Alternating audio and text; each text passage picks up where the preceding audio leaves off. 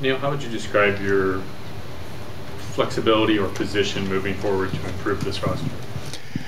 You know, it's interesting, Jason. I think this is the first summer we haven't had cap room, since I've been here. A couple of times it was strategic, that we had it, and a couple of times it was based on the departures of, guys that, we had looked to re-sign initially. So, I think a lot of the growth of the roster is going to come internally. We had the youngest team in the league this year.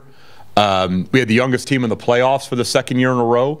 So I think we have to grow internally too. But the 3 draft picks, we moved the Cleveland pick into this year. That was done strategically, knowing we weren't going to have as many resources in terms of, cap room or exceptions. So the 3 draft picks give us a lot of flexibility, not just in acquiring players through the draft, but as tools to get deals done.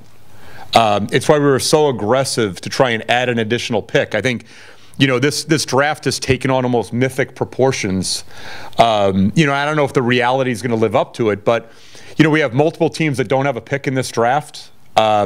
We have teams that maybe aren't selecting in the range they want to be selecting in, and some teams that are maybe in a different place than we are in terms of maybe a rebuild where draft picks are more valuable, that would look to convey players that can help immediately for players that they can play the futures game with. So I think we'll probably have to be more creative than we've had to in the past, Jace.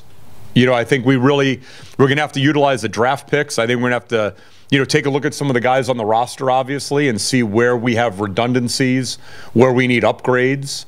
Clearly we have guys on this roster that are capable of playing a very, very high level of basketball that can get us where we all want to go. And we need to evaluate, are there guys on the roster that maybe, aren't ready for that kind of responsibility, and do we need to find upgrades at their positions?